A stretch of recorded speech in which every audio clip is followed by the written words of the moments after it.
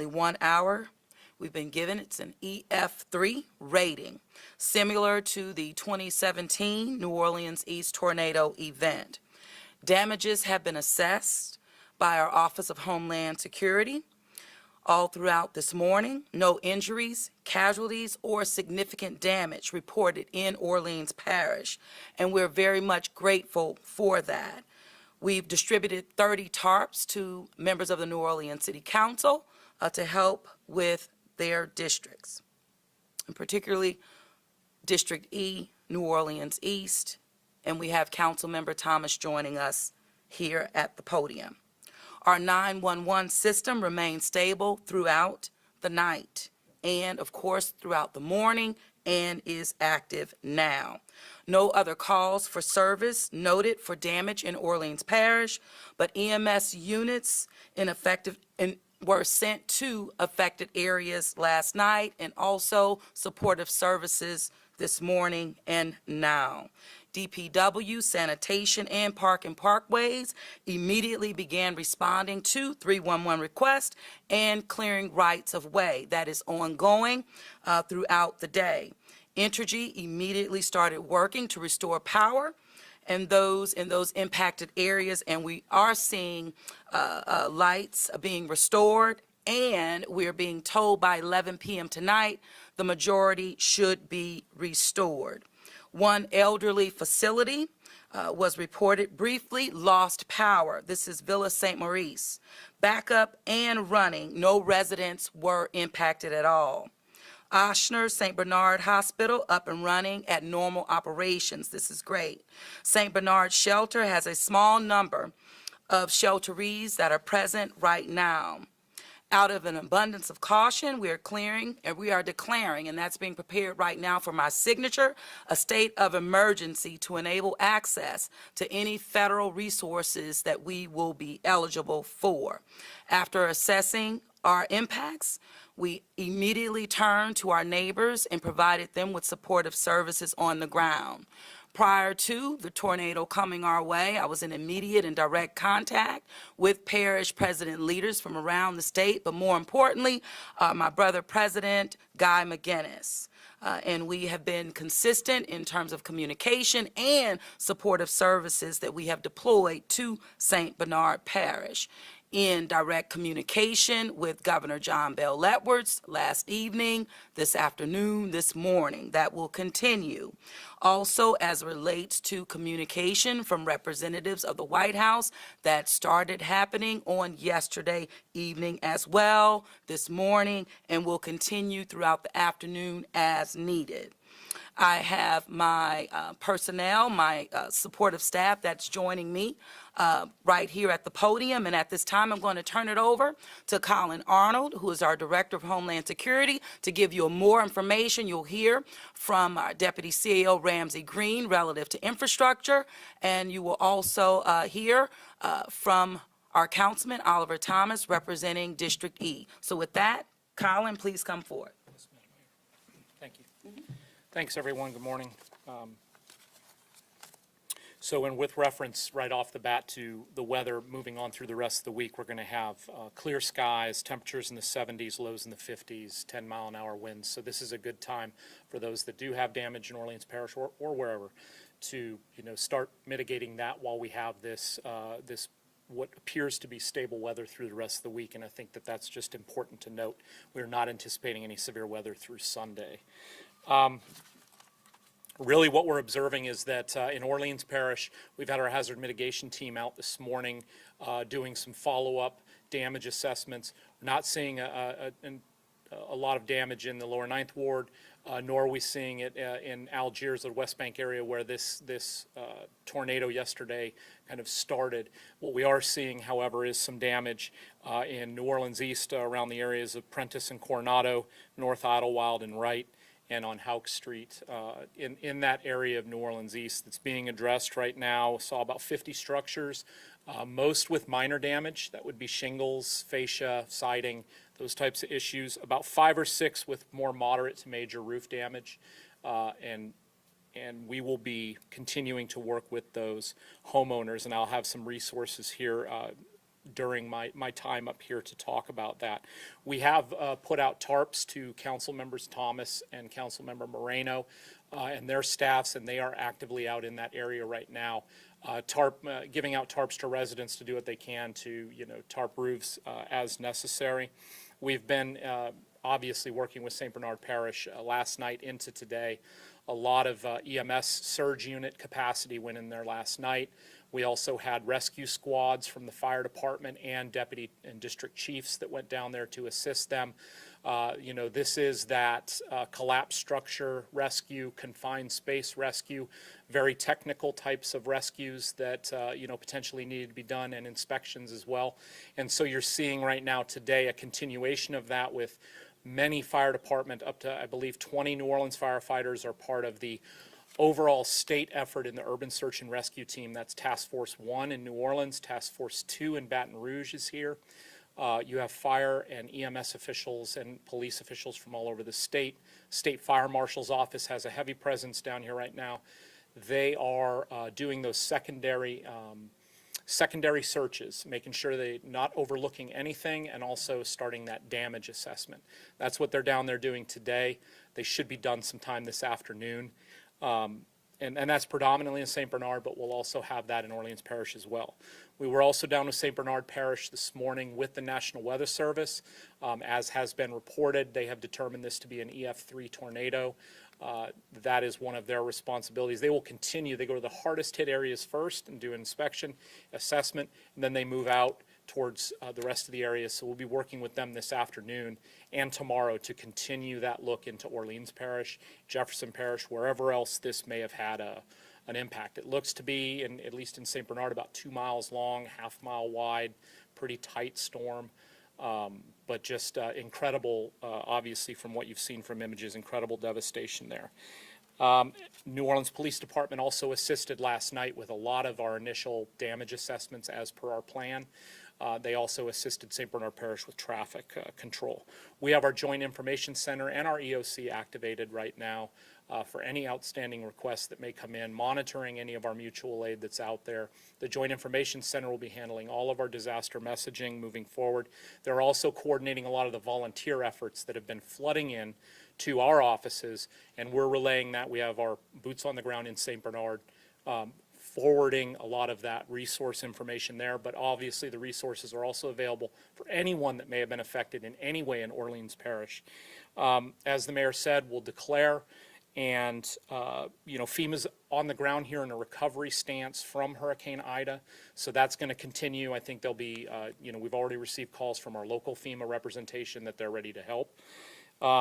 We do know about the power situation, should be remedied tonight. What I will say is that for anyone in Orleans Parish, St. Bernard Parish, anyone affected by this, there is a crisis cleanup home hotline. It's 504-350-0788. That's 504-350-0788.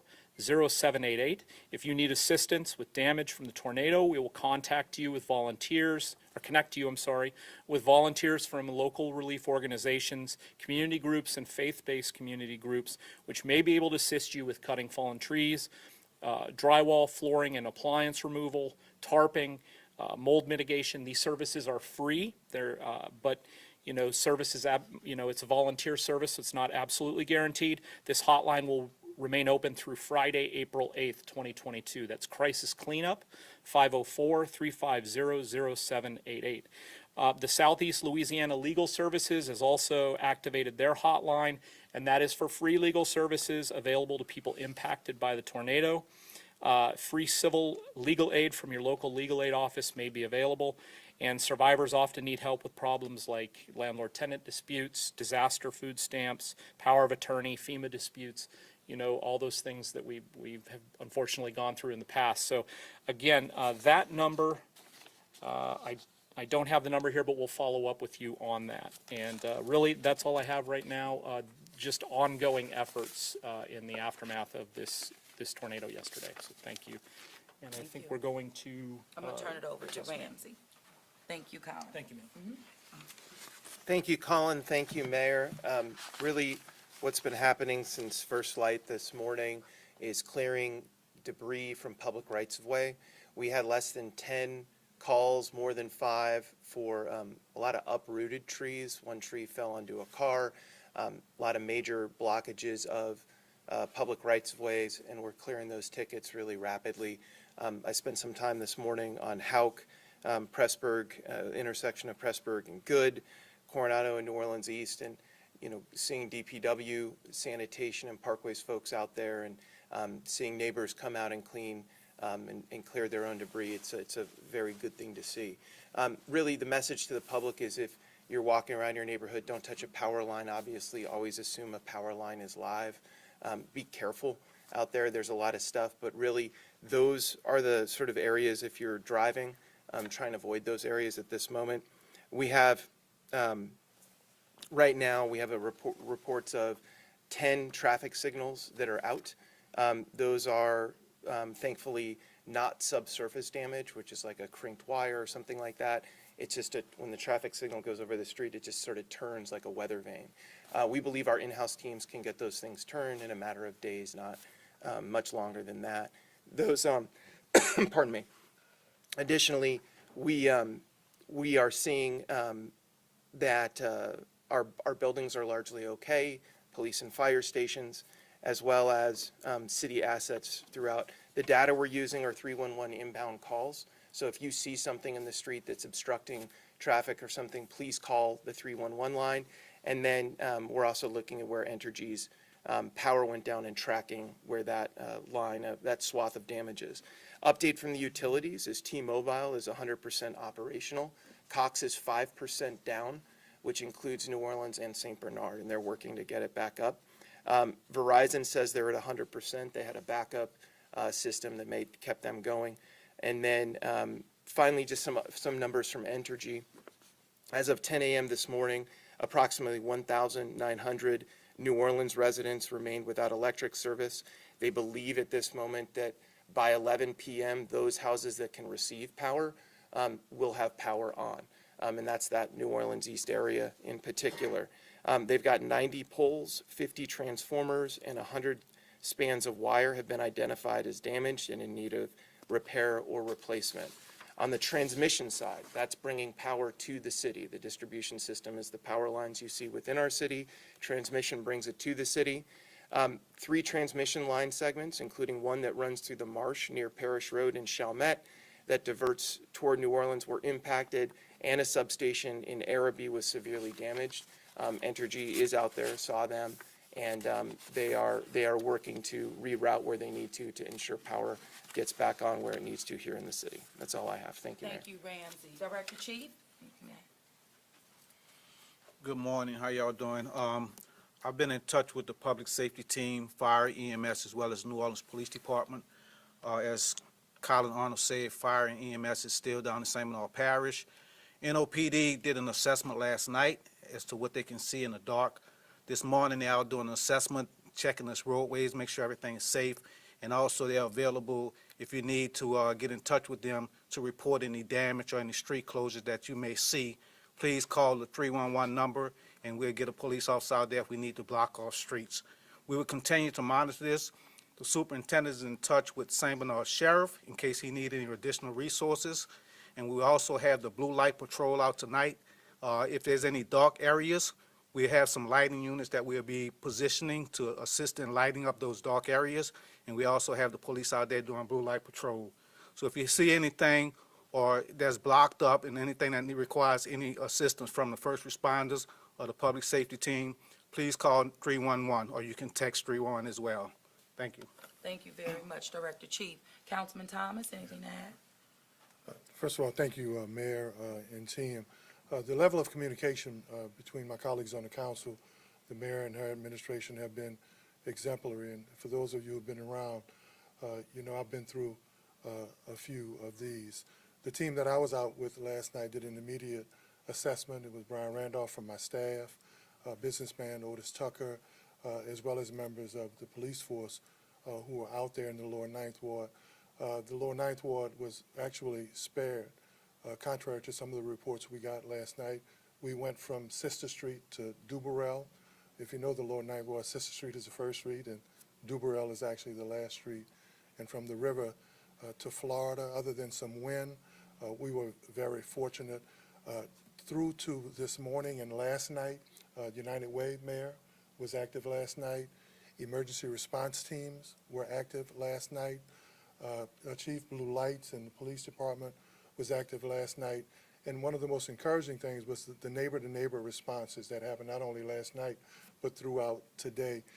All of my council members have been engaged and in tune with what's happening in the district. Councilmember Morell and I were in the core, I've called it the Ground Zero area, Prentice and Coronado, passing out water and doing assessments. The Red Cross is currently in that area. Pastor Friend, whose church is on Chef, along with businessman Howie Kaplan and others, are looking to do feeding. The governor has given us a little information. He's been in communication with the mayor and I think it's damage.la.gov for homeowners and renters, damage.la.gov. I think it's important that the press release that information for homeowners and renters. But Mayor, the best thing about this, and I had never seen this before, were the strike teams that were actually in the most affected areas, cleaning, relocating trees, getting debris out of the way of homes, and making sure, if nothing else, that some of the damage that was immediate was not an obstruction for recovery. So thank you very much. And the last thing I'll tell the press is that New Orleans, we're survivors, we're strong, and we're always here. Absolutely. Thank you very much, Councilman. And Councilman Green, I see you here. Thank you for your support as well. Just wanting to encourage our residents who have been impacted to continue to support one another, and also contact the city if you need anything, but utilizing 311. You can also text YES to 311 as well. So with that, we'll ask for questions as needed. Okay.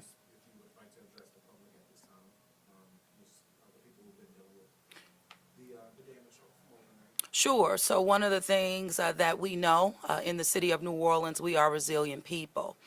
We know that we're also on the front lines of climate change, and this is just another example of that. My team, my administration has responded to over 15 emergency declarations in less than 4 years. And it's been the response of the public truly that's gotten us through them. So we're going to remain engaged, remain on the ground with the public, and providing them with the direct support that's needed so that they can be well and we as a city can be even better together. So we are moving through this and we will get through it together. So thank you very much. Right. Anything? We can give you the breakdown of those 50 structures. You want to give it to them? Yeah, that is a residential area, so most of those will be residential, damage to residences. But I want to make clear that it's less than 50, and it's, the majority of those are minor. So it would be, structures habitable, shingle damage, siding damage, fascia damage, that type of thing. We saw, yeah, and we saw very few, like I said, 5 to 6, and that's our estimate. That had more substantial damage than that. The council member's point is excellent. It's damage.la.gov. Take pictures. Get out there when, if it's safe, take pictures. You can download them to damage.la.gov. This helps us inform this entire process, and the state uses it moving forward with disaster declarations and all these different FEMA-type programs that come about. So if you have damage, make sure and document it, and damage.la.gov is a great place to put that. I also, it helps if you turn the page. The Southeast Louisiana Legal Services Disaster Helpline is 844-244-7871. And I wanted to say quickly about donations. Obviously, we know no food and clothing right now is needed at all. So please, if you would like to make an in-person donation, we have 2 opportunities for that we're working with St. Bernard on. One is the Junior League of New Orleans at their headquarters at 4319 Carondelet Street. They're accepting diaper and feminine hygiene product donations through Sunday, 9 a.m. to 3 p.m. These are types of things that we find in disasters that we do need, is feminine hygiene products, diaper products, baby wipes, toiletries, those types of things, not food and clothing. The other is United Way, SELA, headquarters at 2515 Canal Street. They are accepting donations daily through 10 a.m. to 2 p.m., and that's the same type of donations. So please, no clothing, no food. Do not try and donate down to St. Bernard Parish or to these areas. There's no place to collect that. It becomes an issue. And really, if you want to donate, you can look at ready.nola.gov and donate to a charity that you find there. A lot of really great charities out there, local ones that will help throughout this process. And again, ready.nola.gov, at NOLA Ready, and texting NOLA Ready to 77295 is a great source for information. Thank Thanks. you, Colin. Just a special thank you to United Way as well as Red Cross, who are visibly on the ground. Any other questions? Thank you all very much.